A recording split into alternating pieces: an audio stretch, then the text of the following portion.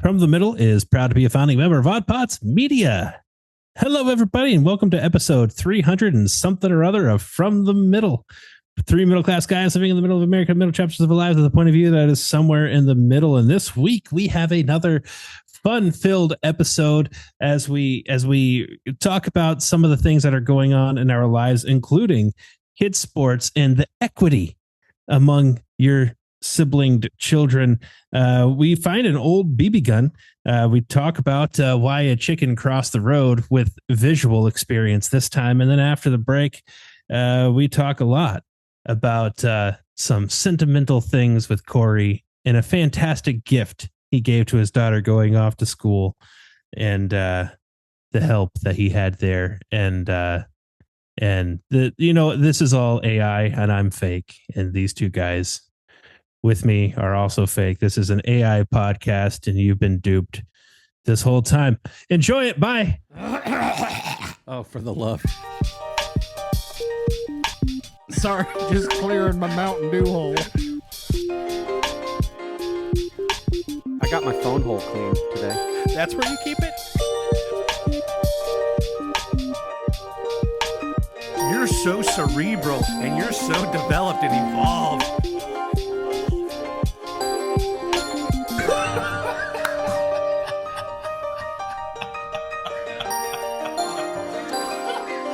From the Middle after dark over here. Dudes, Yo. I witnessed something that I've spoken about and maybe dreamed about, and I've never seen in my entire life until recently.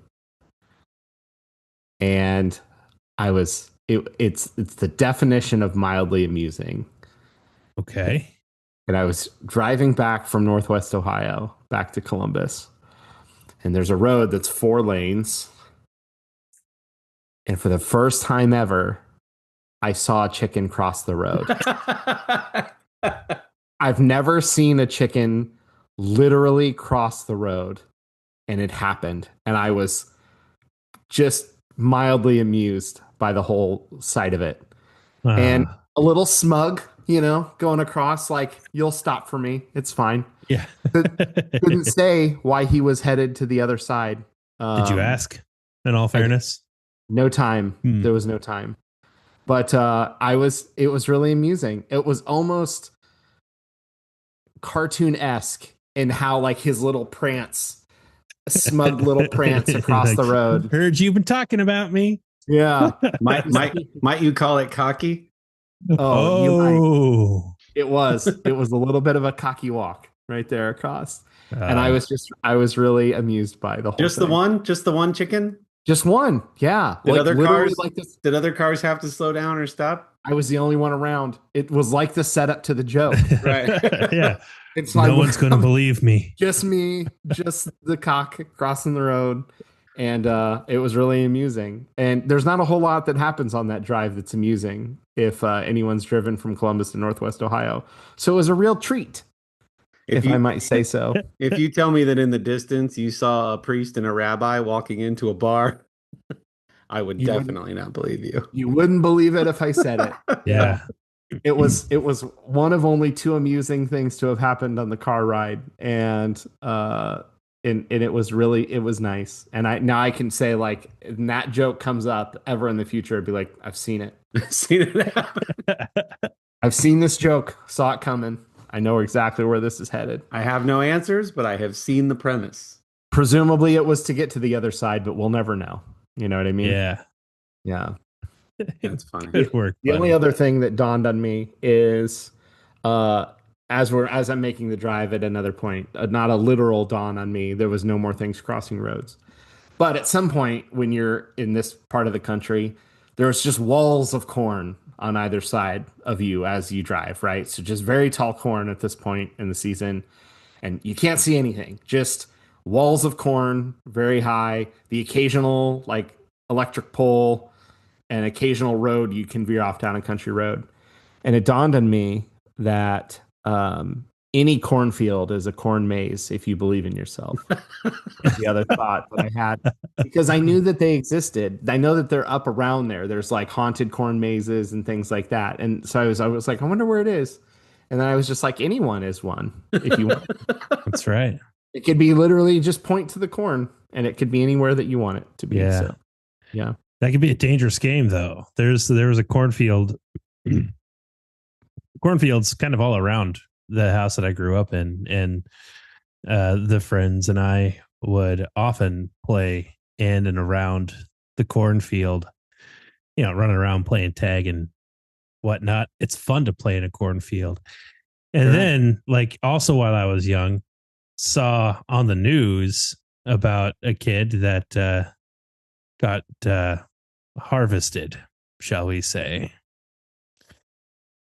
So apparently that can happen. Oh, So maybe don't treat everyone like a mace. True. I think that these days harvesters and combines are they have the ability to look out for that kind of thing, because it's like it's all automated these days, right?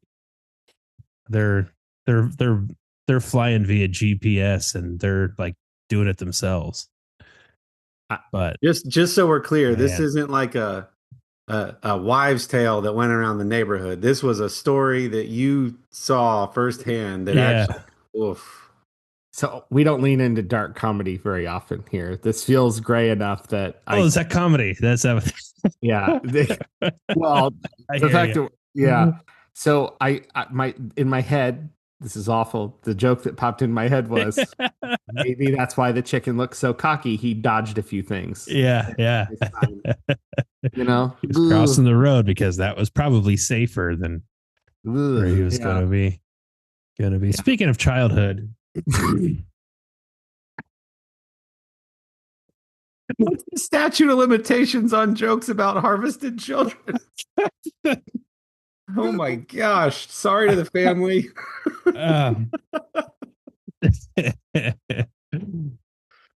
So a couple things. Well, I'll just start with one. We'll see if we have time for the next. We got time. Yesterday, well, as of the recording of this, yesterday was Labor Day, and our Labor Day consisted of like sort of one big cookout birthday party with some family, because over the summer somebody had surgery and there were birthdays that didn't get celebrated, and so we kind of just did a catch-all, and in my family that's like 7 people, and so we had everybody over to our house, including my brother-in-law Dan, he's a truck driver and a gun enthusiast and a big guy with a really burly beard that hasn't been cut or trimmed in who knows how long, and he looks every bit the part. He the kind of guy that can like fix anything and won't think twice about putting a new engine in the Jeep and stuff like that. He's that guy. And I found out, I knew that he was a gun guy, but then I found out that he's like an encyclopedia of guns, to the extent that we've had an old Daisy Red Ryder BB gun in our home. And it was just talking about it. And the next thing you know, I'm getting it and handing it over to him. And he's looking at it and starting to date this thing by looking at different features on it. I was thinking this thing was like, it looked old. And to me, I would probably guess like 1980s or something like that. He said, no, it's way older than that because of a couple things. And then we start looking up stuff online. 1946. 1946. I've got this Red Ryder BB gun. That's Little Ralph. Yeah. Little Ralphie wasn't even a twinkle in his parents' eyes yet. Exactly. You know what I mean? Like this was like back when the Red Ryder show was a thing, and it was a promotional item for that. And man, that thing still shoots. It's more powerful than the BB gun that I grew up with as a kid. So that was fun and exciting, but it was just a fun little throwback to like childhood memories and shooting BB guns. And we've recently introduced that to our boys shooting BB guns, which I'm going to be setting up a little BB gun range in our basement at some point because we live in the suburbs and I think technically it's illegal for us to be shooting a BB gun outside. Put some starting lineup figures in your laundry chute and prop it open with a spatula and start shooting them down the laundry chute. That's right. Either that or just keep an eye out for smug chickens. You know what I mean? And if the cops come along, be like, you wouldn't believe how smug this rooster was. And they're going to be like, exactly right. Got it. Good work. Yeah. What condition is it in? And did you happen to see the value? We pegged it at probably about $130. So Amy was looking up some stuff and she actually contacted, there's on the website, there's a form you can fill out to try to date your thing. And then she got an email response back asking some more questions, which we answered. And then she got another email back that gave rough estimates on percentages of condition and original parts. And so nice. So it's not like we're sitting on a gold mine or anything. It's just a cool little piece of history. Yeah, that's awesome. That we have that still shoots. And I don't know that we're going to shoot it anymore, knowing that it's from 1946. So that is fun. I just appreciate that I now feel like they have like a staff historian that I just imagine as like a guy sitting in front of an empty email inbox, just waiting for somebody to hit that web form. Yeah. And be like, here's some pictures. Can you date this? That's exciting. Good for them. Yeah. Yeah. My guess is it's somebody's like personal email address and it's somebody like my brother-in-law, Dan, just like getting ready to geek out over somebody's email. I do appreciate when companies are big enough to have a historian on staff. Yeah. I went to a marketing conference once where they had a speaker from Levi's and they were giving the history of the 501s, like their most iconic pair of jeans. And she was talking about how the company will go to auctions to try to get like John Lennon's 501s and Steve Jobs's 501s from auctions because they try to retain for their own.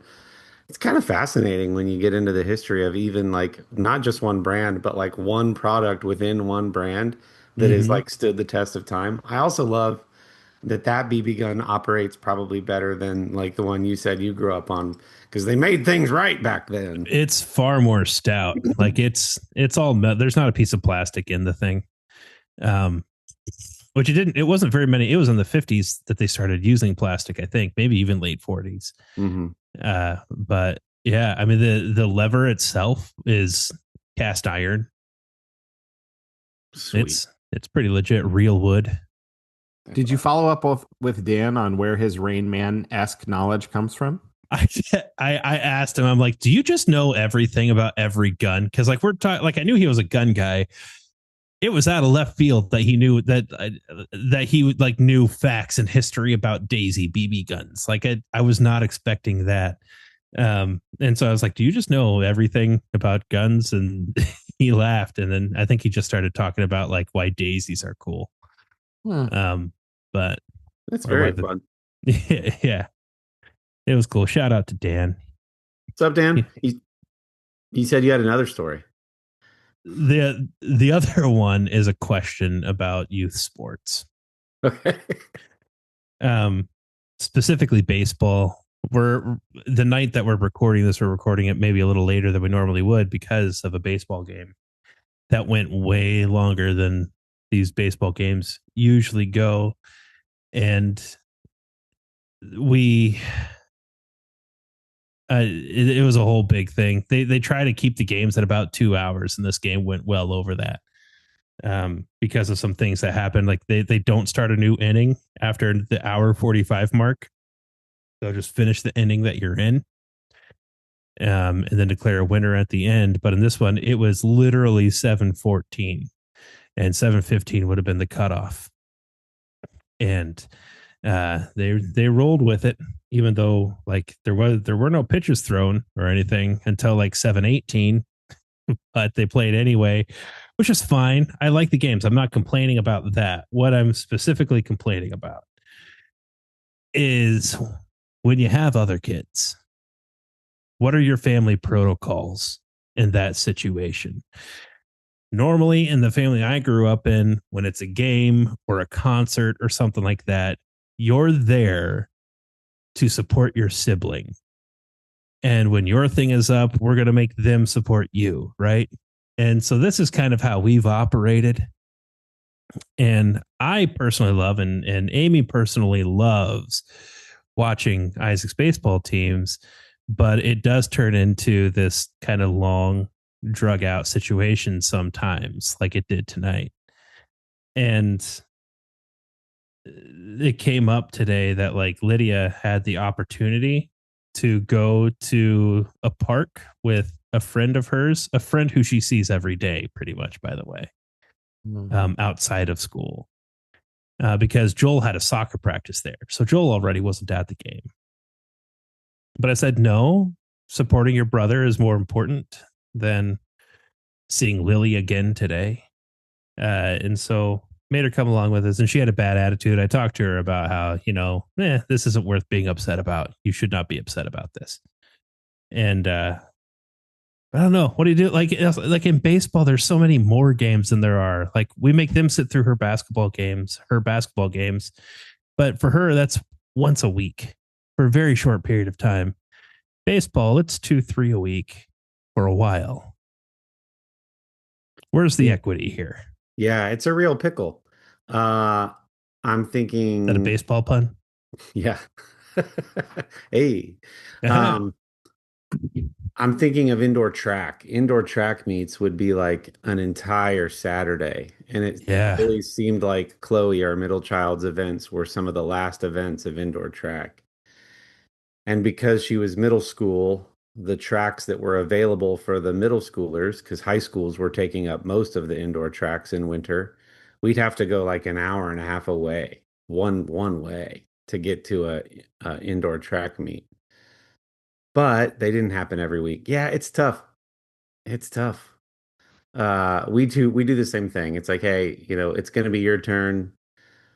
But I do get the frequency and the duration should come into play, where it's like, do they get one out of every other one off or something like that? Yeah. Sometimes that's more work for you, the parent, because then that means you're split. And now it's running around. It's just easier if everybody gets in the car and we all go together. Indeed. What about you? What are your thoughts, Dylan? If should you and the wife have another one, what do you think you guys would do? Yikes. I think I agree with the idea that there's got to be some level of equity in the duration and a number of events. And it's hard when they're not old enough where you can leave them at home alone. I mean, it's one thing if you've got a 15-year-old with a cell phone that you're like, text me if you need anything, call 911 if it's an emergency kind of thing. But like, that's not their age. Like you can't really do that. They kind of have to go, or you have to get them somewhere where they're, but there's a lot of baseball games, and some sports are a little more exciting to watch in the moment, and some sports are a little less, unless you're really into that particular sport. So not only is baseball quantity, but there's some, I think you got to break it up. I think letting every now and then letting her go run off with a friend probably is the right move. Yeah.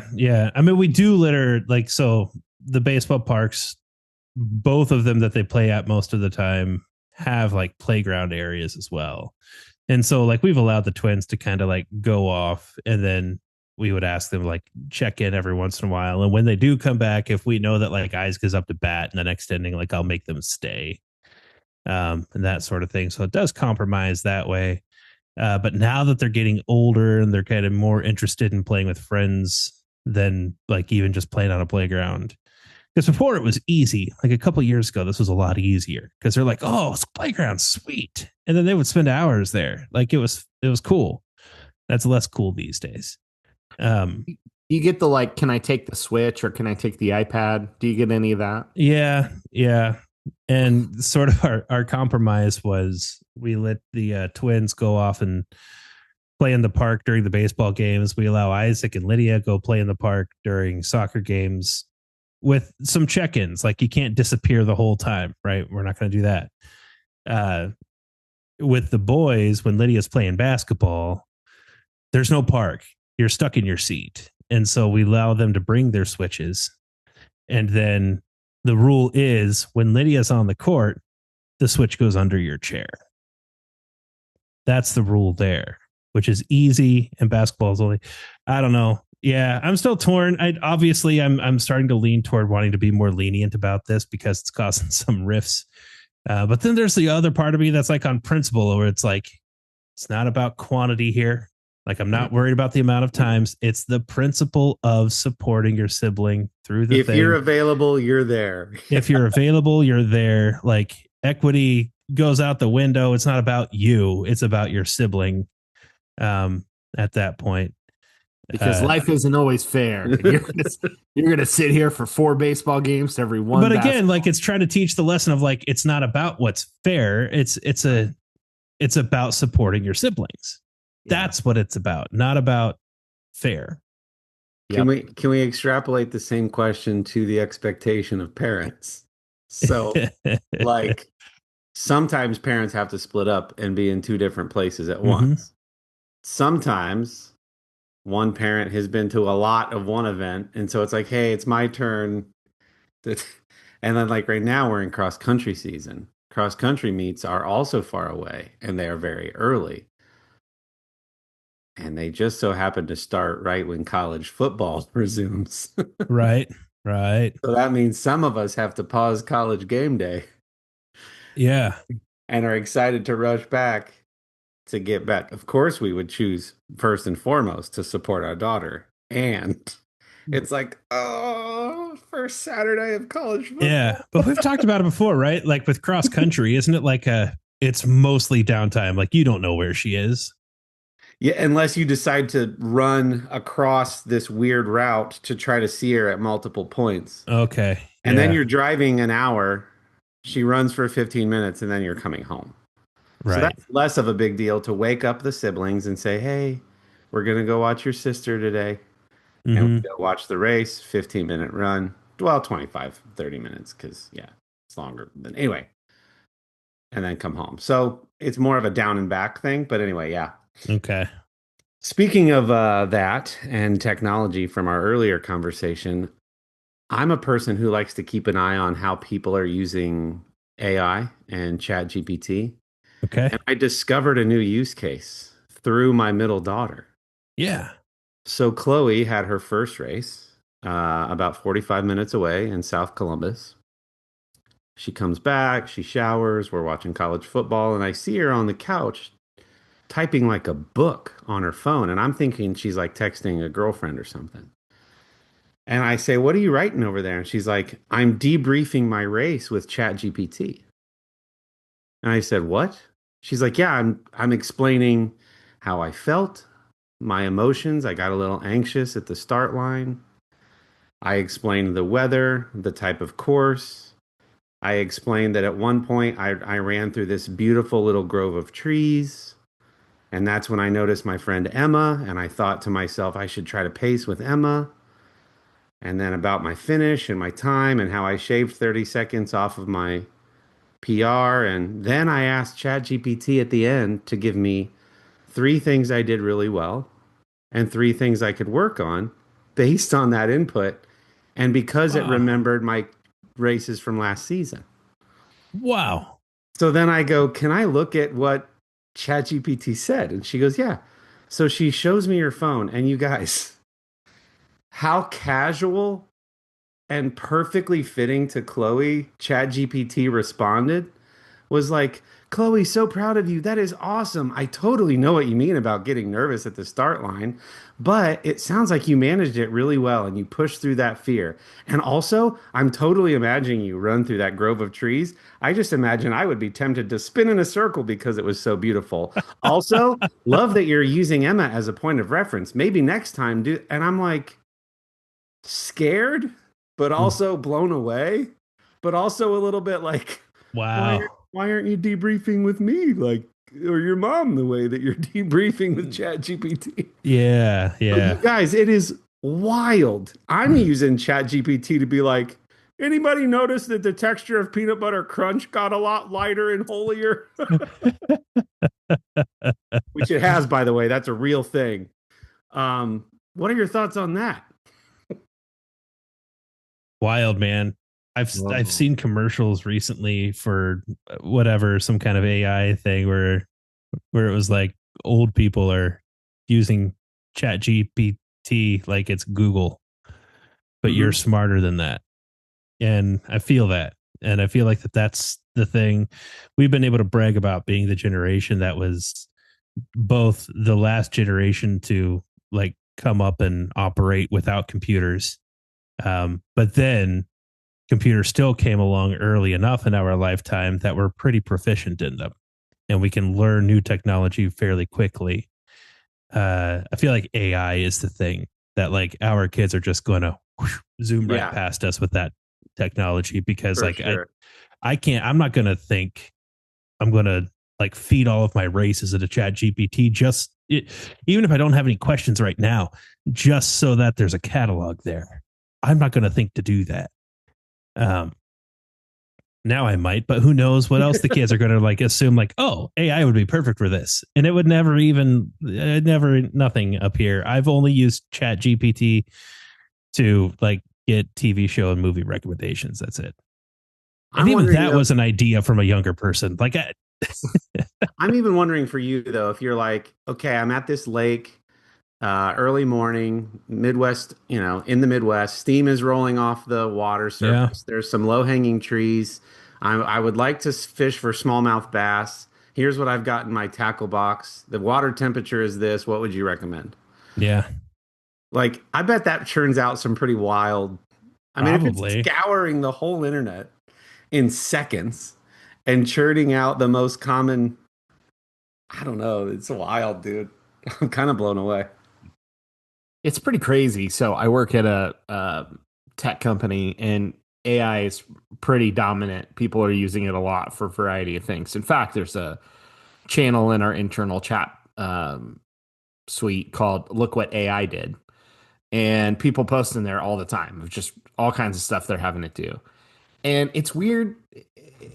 The thing that I'm probably late to the party learning and other people learned a lot faster is like good input, good output. Right. So like to your point, Corey, about like kind of silly questions with no details, it's only going to give you back a little bit. The more you feed it or give it, the better it's going to get, especially when you ask it to be critical of your questions or, I want feedback, like I want negative or I want constructive and positive feedback. No limit to the amount, please poke holes in my question and my hypothesis or whatever. But it's really interesting. I also see some stories about people using it to validate some some parts of their brain that shouldn't be validated. So it's like it's this weird, like it's not a reliable narrator if you aren't asking it to be critical, both like help you and be critical of what you're asking. Of your inputs, yeah. It's almost like you're the CEO of your brain and you've got 5 or 6 executives in the room and you keep talking to the one person who tells you what you want to hear every time. Yeah.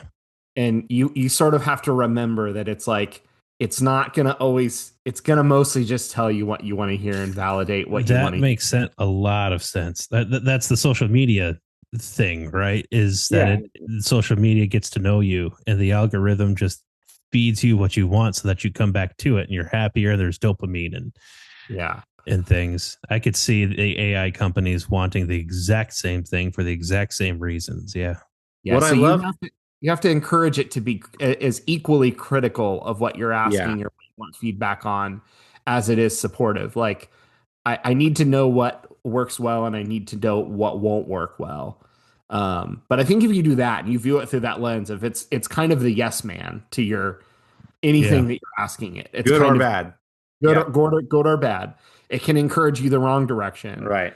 But I think as long as people go in with that, it's really crazy. And we have an AI tool built into our G Suite at work, and it has access to all the Google Drive documents for the company. So just as an example, I said, hey, give me an elevator pitch for our company.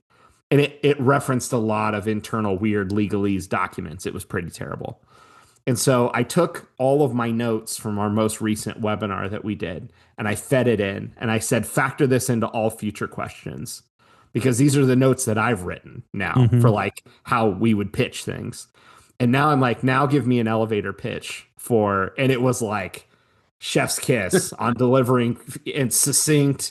And so good input, good output. The more information you give it. Same with financial stuff. Hey, I have very little financial background.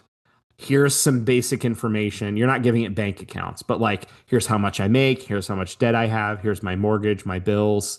Here's my accounts that I have. How much is in each. Recommend some potential options for how to safely invest. Da, da, da, da, da. So it's pretty cool. To your point, though, Corey, scary, cool. And it's like, why didn't you come to me to ask for my feedback? It's like, well, you wanted to get back and watch Game Day. And ChatGPT's ready to talk as long as I want. Don't worry, Dad. Yeah, ChatGPT taught me how to ride a bike. So it wrote me a really cool diary of all these thoughtful, sweet things that I needed to remember. So yeah, what I loved we about fixed daddy issues with AI. So that's a good thing.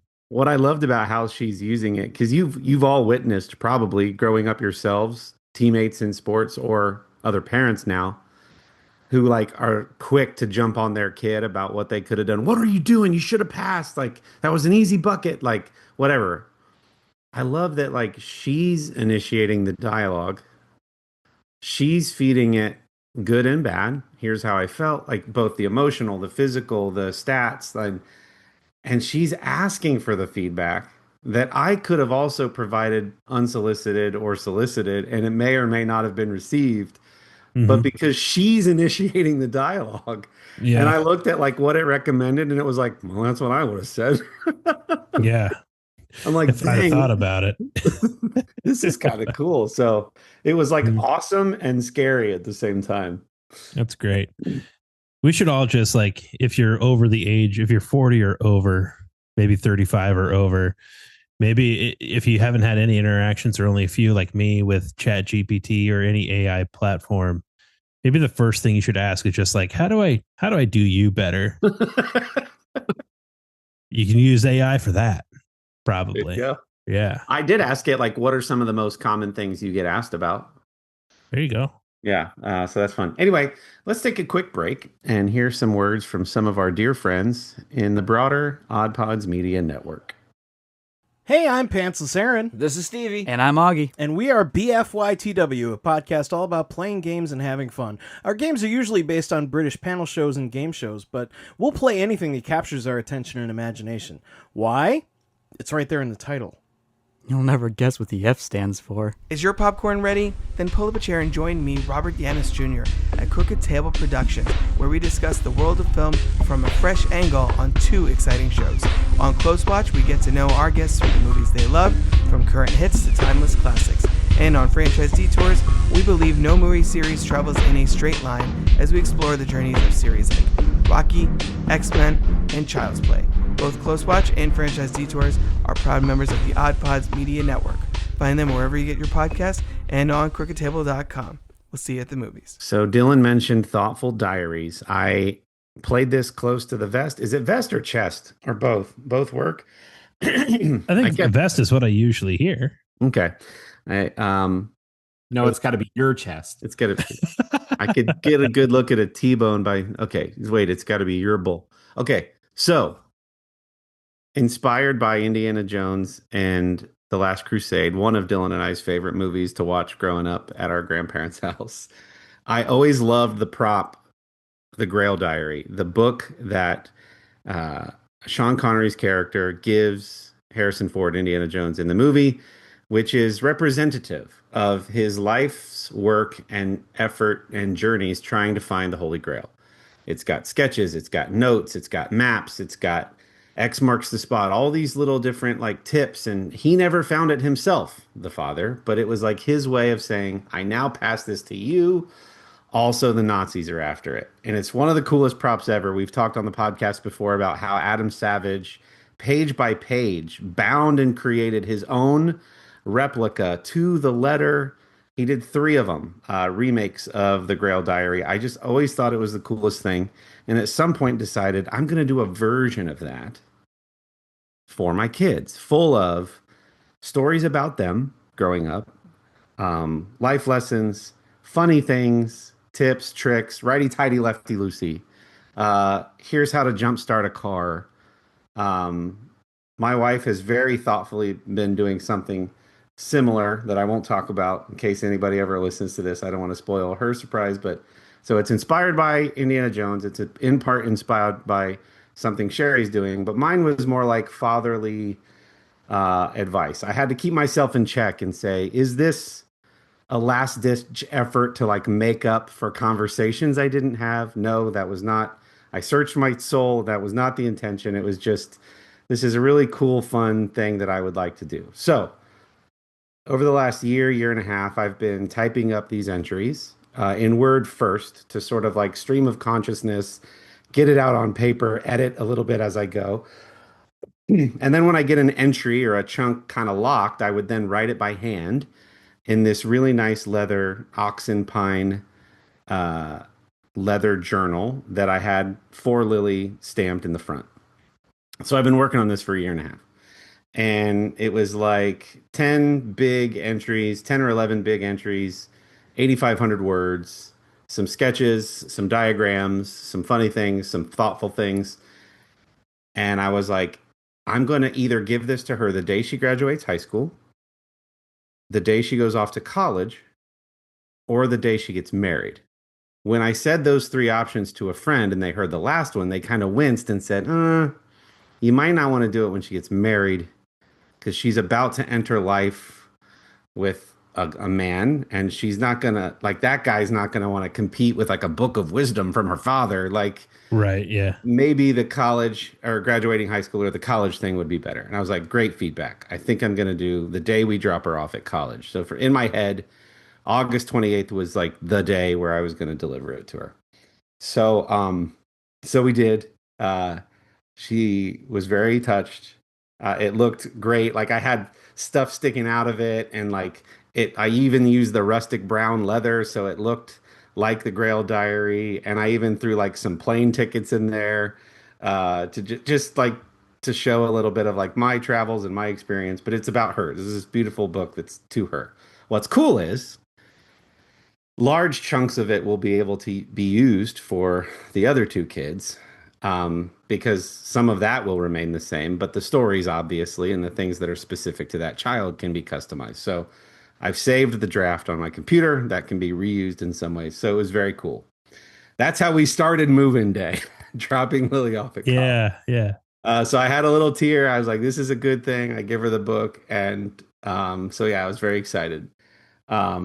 She told her mom that she wants to take her time and really thoughtfully go through it. She doesn't want to fly through it. So I haven't gotten feedback yet about what she thinks. But I'm excited for her to journey through that at her leisure.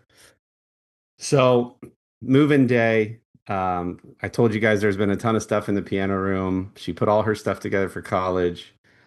I'll spare you all the details of how it went. I just have to say I was very impressed. It's a small university, but I was very impressed. As soon as you pull up, there's big arches, and they have a whole army of student volunteers helping you move your kid into school. I'm not sure, Dylan, how it was for you at Ohio State, but you like there's like they say which dorm, and then you tell them which dorm, and then you go join a line of 5 or 6 cars. When your car pulls up, somebody takes a dry erase board. It's like 2 foot by 3 foot, and writes the number of your kids' room. So 209, 1 car, or 211, 2 cars, and just an army of sophomores, juniors, and seniors start taking stuff out of your car, and you don't touch a thing. They just haul stuff to your kids' room, Dude, and allow you to set it up and hang things. It was amazing. And I'm just like thanking these kids, like, thank you guys so much. And they're like, welcome, we're so excited. Like, they were there. It's like their leader said, this is going to be hard for some of these parents. You have to be positive and helpful and encouraging and cheering. Like they're holding signs and like, I was like, this is so cool. So we get to her room.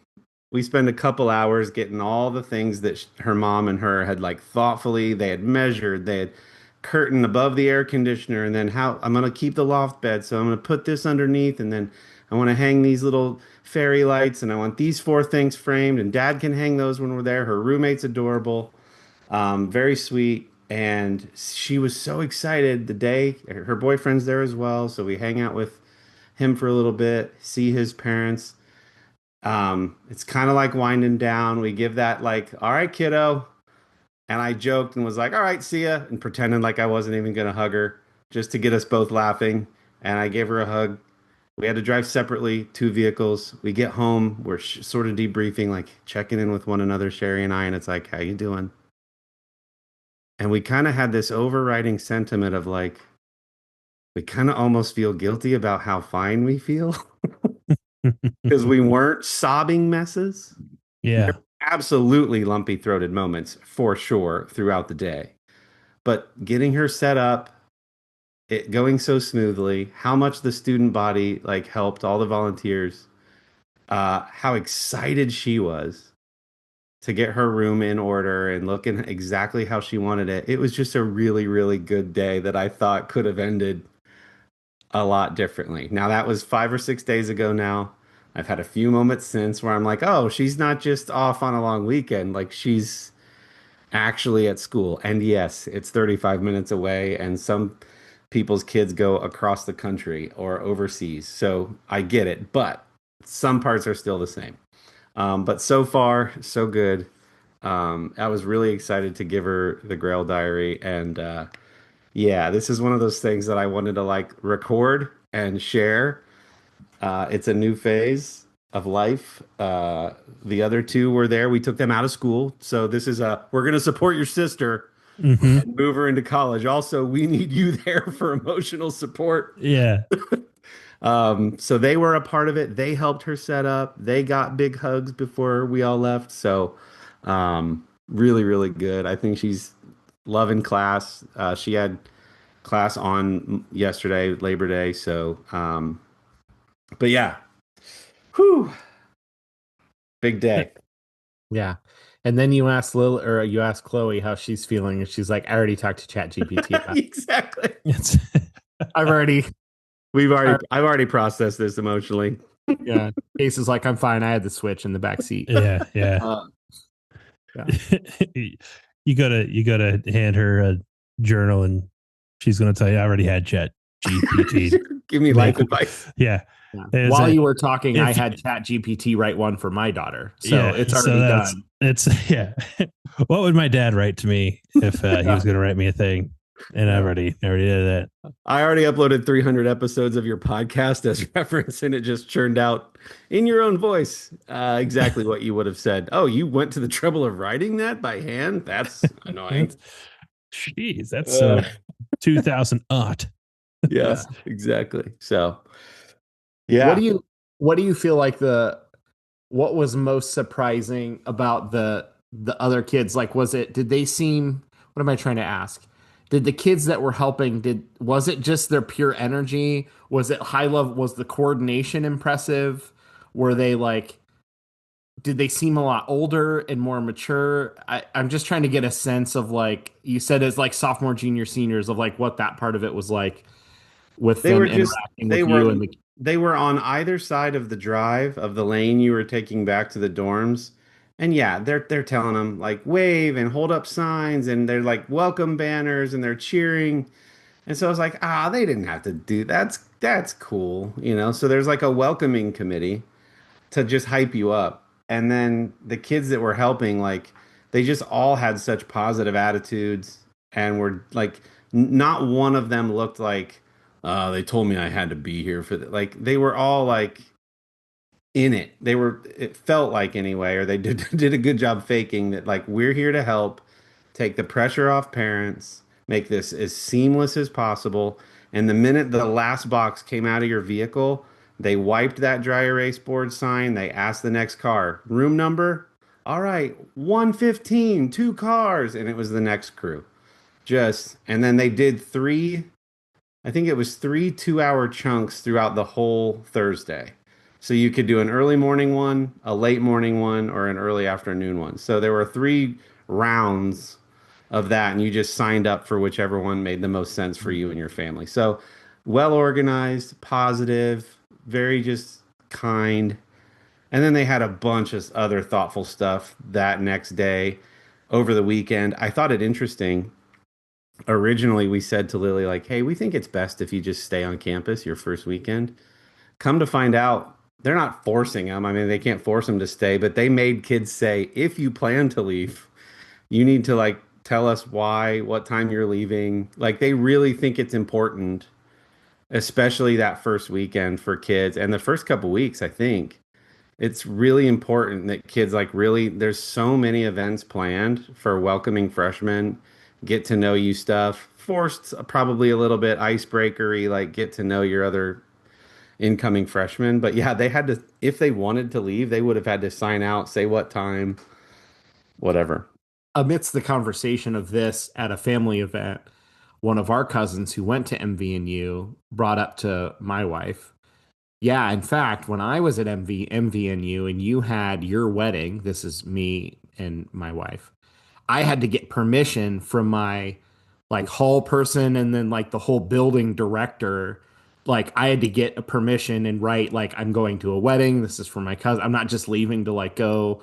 So yeah, I think they take it pretty seriously. And a very important ongoing recurring theme of the podcast. For this service, how much did you tip and what was the appropriate How many tips did you dole out? what's Thanks the for carrying that appropriate box. level of tip Box. for curbside moving services? Based on the first semester check I wrote, I'm just going to say it was included in that. Makes sense. Okay. And that directly helps the kids that the college kids who Yeah. all right. Couldn't even have had a Little Caesars hot and ready in the trunk, you know? Yeah, okay. I help you when you're eating your strip steak and baked potato for dinner tomorrow night. As long as you I figure they're taking good care of these kids based on what tuition is.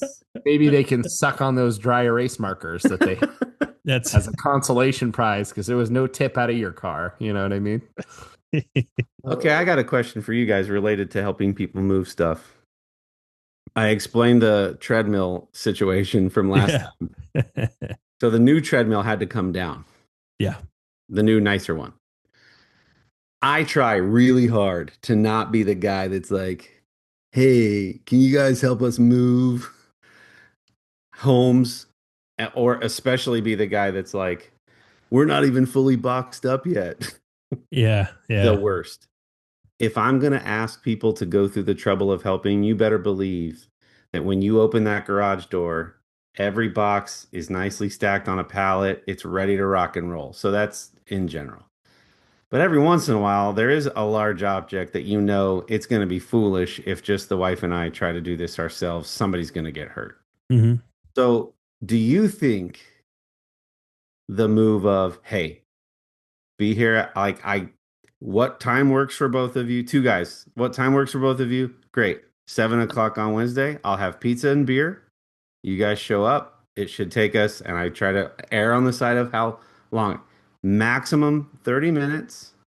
Pizza and beer when we're done. Would really appreciate the help. Even went to the trouble of going to the hardware store and getting one of those strap things. Yeah. Does an X across your back and over your shoulders that guys used. It's like a 6 or 8 inch braided nylon strap that you put under the thing so that you're literally just went and bought one of those.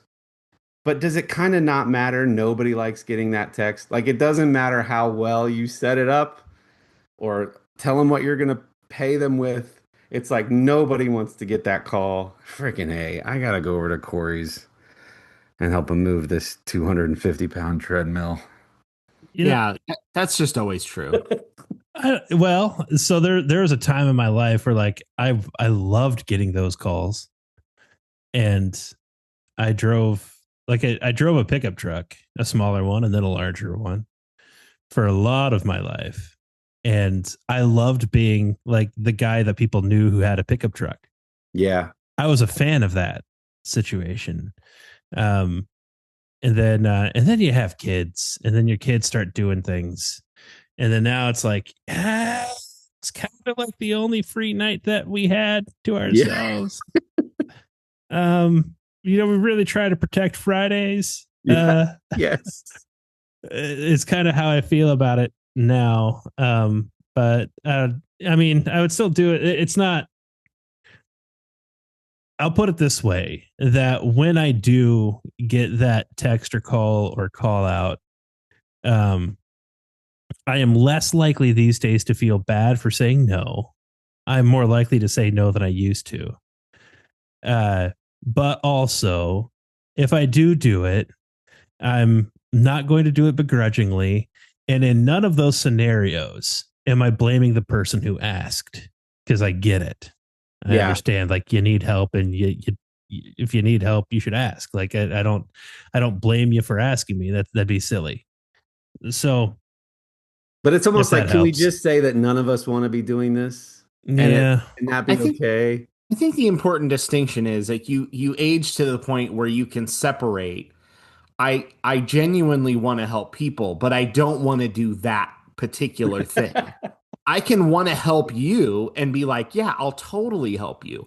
Don't want to move stuff at all, but I want to help you. Yeah. So like I can separate those things in my mind. When we met several years ago, we never even started to entertain the idea of asking people to help us move. I'm like, nope, hiring movers. I don't want to move this stuff anymore. Other people don't want to move this stuff anymore.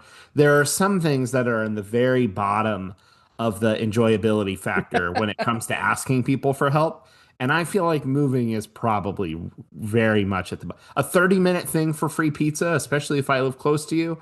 Not a big deal. Our neighbor behind us, her and her son and her husband needed help moving this big old antique post office thing that was probably 10 feet long by 8 foot high that they wanted to move inside. And it was just it's a bunch of old boxes. So all wood with like metal. They needed help moving it in. The last thing I want to do is move stuff, but I was happy to help a neighbor who needed help. So like I can separate the thing feeling good from the thing not feeling good. It felt like the story Sebastian told when his kids were new and he knew they were going to cry on the plane. So he went to the trouble of having little labels made up that said, here's a chocolate and labels. And the labels said, in case my kids cry, and they probably will. I get it. It's annoying. Hopefully something to offset. I just like to think that the pizza, the beer, oh, you got one of those strap things, dude. Like, I hope those become nice little surprises. Mm-hmm. Of like, this sucks for all of us, and you're trying to take some of the sting out of the suck factor. Sometimes it's like anything else, man. Sometimes people just want to be seen, and that can go a long way. Right. That's what it is. I also feel like that we're in a weird spot in our lives right now. Some of us, where it's like you were happy to like do that stuff when you were a little bit younger adult age, and then you had kids, and then like you're not only getting older, but now like time is at a premium. But then at some point those kids, especially, not to be sexist, but especially if you have boys, become teenagers. And then now you send them to do the thing. Yeah, because I was like, if I don't get two buddies to help me with this treadmill, this is going to be one of those Facebook neighborhood posts of like, can two 18-year-olds, can two football players come over here and just like for 30 minutes help me? I tell you what, when my boys are 16 years old, I'm going to start saying yes a lot more often to these things again, right? So they'll be like, oh yeah, not only will I be there, but I'm bringing backup. And as a matter of fact, I'll go get the pizza while y'all are doing it. But if you're telling me you're bringing able-bodied teenagers, please make sure they're actually like capable to physically lift anything able-bodied. Don't tell me you're bringing teenagers and your husband. Yeah. Oh yes. I do think it's important too in the age that we live in to be careful trying to lure children into a basement. You Very know, true. just exercise a little caution before you ask on social media. Are you guys Ask some grown-up friends first. You are guys you guys want to 21? You want some beer? I'll buy you beer. You guys want to see the treadmill in the basement? Yeah, there's a treadmill down there. Okay, now it's getting weird. Okay, I just wanted you guys to take on that. You confirmed what I thought. I think I'm going to return that strap thing. It didn't work. We just had to lift it. Anyway, good time. That's what she said. It's down there now. Looks great. Thanks, Brad and Greg. Love you. Did you get it, Kendall? Did you? Yep. Okay, great. Yeah, I got it. It Okay, got good. even weirder. It was only a matter of time. This has been a fun one. It has been a fun one. I got to know what bubblegum taste test is. It's been in there for a month and a half. Oh my gosh. I mean, it's exactly what it sounds like. And now I forget the results of the dumb thing. So our family does these taste tests relatively often because I'm a weirdo and I really love doing these kinds of things. You did the And peanut butter one. We've done peanut butter. We've done root beers. We've done diet colas. We've done pickles. We've Seltzer water flavored sparkling water. We've not done sparkling water. We've done sports drinks. Okay. Like got everything, every sports drink brand that has a lemon lime flavor. We threw it into a mix. Chocolates, a couple different kinds of chocolate ones. We've done more than I can remember. Ketchup. We have a family favorite ketchup, and there's all this stuff. We did bubblegum recently because it occurred to me how many different bubblegums there are out there. And so all bubblegum flavored bubblegums that we could find, we did a big giant taste test of those. And I do remember that Big League Chew in particular was bad compared to the rest. It's funny when you put these things up next to each other, like the slackers come out, and Big League Chew is a giant slacker. I'm assuming your categories were flavor, how long the flavor lasted. It's just overall, which one's better? Just kind of overall, which one's better. Everybody tries these different ones. That we probably have like 5 or 6 different ones, and then it's all blind, and we record. You rank them 1 to 5. And everybody does that. And then I have a weighted system. So if if it's 1, you get so many points. If it's a 5, it got so many points. And you just come up with the averages and decide which one the family, generally speaking, likes best. Well, we know the loser was Zebra Stripes. Who was the winner? The winner was Bazooka, believe it or not. Wow. Yeah. And you get a comic, bazooka. A little comic. You get a little comic with a bazooka. That's awesome. Did you do any bubblegum flavored like juices or medicines or candies or? No, just gums. So, bazooka, Hubba Bubba, the bubblegum tape one, Bubblicious, Big League Chew. Yeah. Grew by the foot. Yeah. I do taste tests a lot at Taco Bell. So, wait, hold on. Before we move off of food, and I was joking earlier about my questions to AI, but Peanut Butter Crunch has changed. What do you mean? Elaborate. What is Peanut Butter Crunch? Peanut Butter Crunch is the peanut butter Captain Crunch. Okay, you got it. It's just peanut butter. There's no other berries mixed in. It's just the peanut butter balls. They used to be denser. Mm-hmm. And so hard that they could nick the roof of your mouth when you were eating them. That was part of the danger and the fun. Wait, like regular Captain Crunch, right? Because regular Captain Crunch also like tears up the roof of your mouth. But Peanut Butter Crunch was always more dense than the Captain Crunch berries. Okay. Now Peanut Butter Crunch is more airy and porous and has more holes in it. And so it's more delicate, like the Captain Crunch or Crunch Berries berries, and it tastes different. And so I was like, this can't just be me, and this feels like this is not just a bad batch. So I give a very specific prompt to ChatGPT. I'm going to see if I can find it.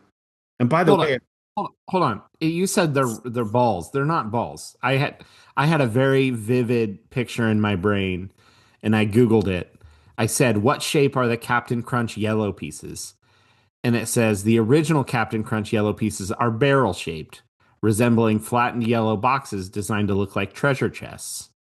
While they're often described as square or box-like in general sense, their actual form is that of a curved, hollow barrel or a tiny treasure Right, chest. but the peanut butter ones. Right, You just described regular Captain Crunch. oh, this has been about peanut butter the whole time? Yeah. So I started with peanut butter. We likened it to Captain Crunch, which is, I think, just those yellow things, right?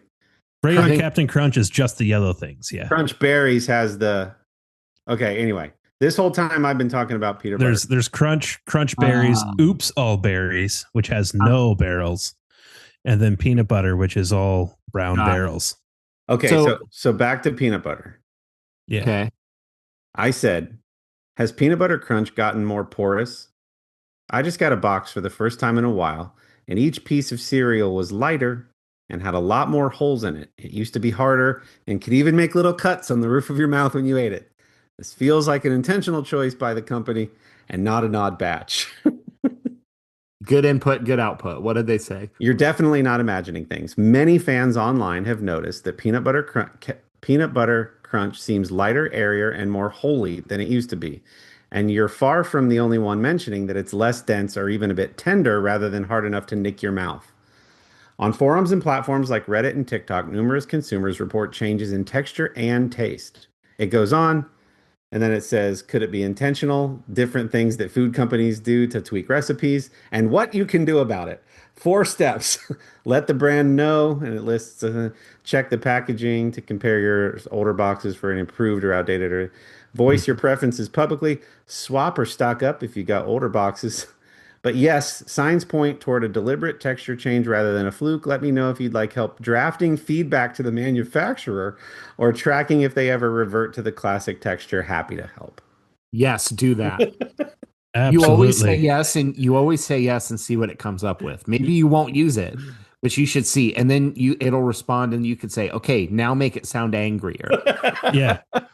I wonder what AI would do if you would be like, yes, please do all of those things.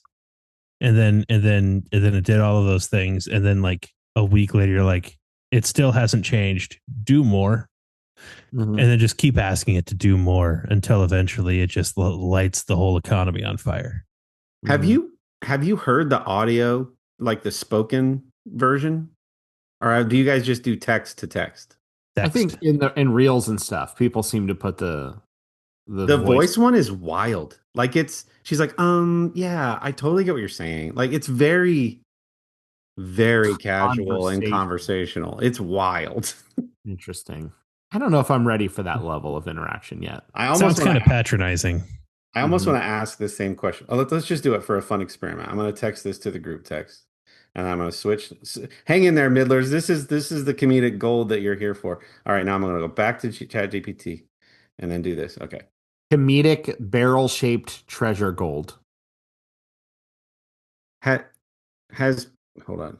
I think if I click off of it, it goes away. Oh, I can pull it up on my computer. Hold up, guys. This is going to be awesome. This is what you came for. Yeah. Okay. Kendall, this will be great since you've never heard it before.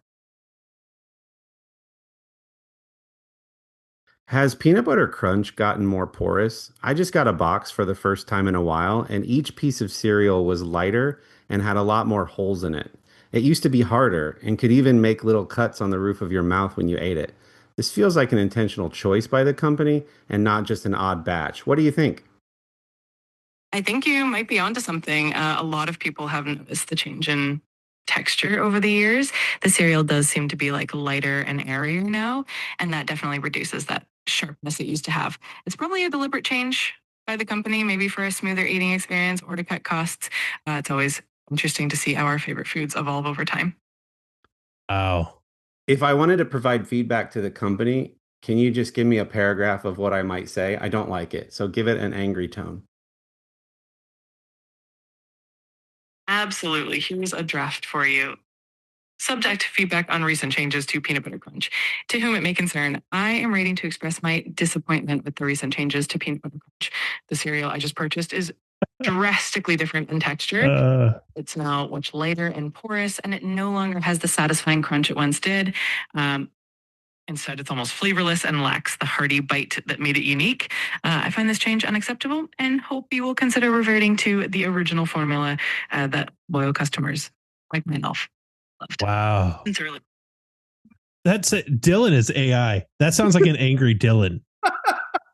It's the yes man in the boardroom. Yes, sir. I'll write that right up. And it got right on it. And it had drafted an angry, and you should tell it even angrier. I want you to seem livid. Do you know like how she pauses? Yeah. And like throws some ums in there? Yeah. And then drastically different, like extra emphasis on the word drastically. It's wild. People are falling in love with their AI. It's weird. Anyway, fun times. She has a good podcast voice. We should just do. I think that exists. I think podcasts have been created that are completely AI hosts, like interacting with each other. Oh, really? That's a thing. Yeah. We'll be out of business soon. 3 middle class intelligences. Imagine you're poor and don't have good stories. Well, this feels like a great time to wrap up. It has been fun catching up with you all. I hope you enjoy chatting with us. If you don't, there's always AI. So let us know what you thought of this week's episode in the comments below. Be sure to tell a friend if you loved it or felt like it was fun. Thank you to our sponsor, Artius Man, the makers of amazing men's grooming and skincare and shower products. You can go to artiusman.com. That's ARTIUSMAN.com and use promo code just the middle at checkout in the promo box. Wait, so just the middle, or is it just the middle? Just the middle. Just the middle. Type in just the middle. Just the middle. The middle at checkout to get 25% off. And super excited for them and their new spokesperson, former Columbus Crew player. Go check out who that is, because I can't remember his name right now. And that's awesome. And it's great. We love the stuff. We love the flavors, the scents that you might call them instead of flavors. They also have amazing woodwick candles. It's fall time coming up. Yeah. Now, when does that start officially? When does fall start officially? Yeah. 20-something-ish this month. Did you write all of that on the very last page of the journal? I didn't. I kept that part out. Yeah. Well, Lily's beard isn't really coming in like we thought it might. So Jonathan Mensa, I believe. Jonathan Mensa, former Crew player and new spokesperson of Artius Man. So check it out. It's good stuff. He likes it. We like it. You'll like it. Thanks for listening. Hope you have a great week. Be kind to each other. Bye.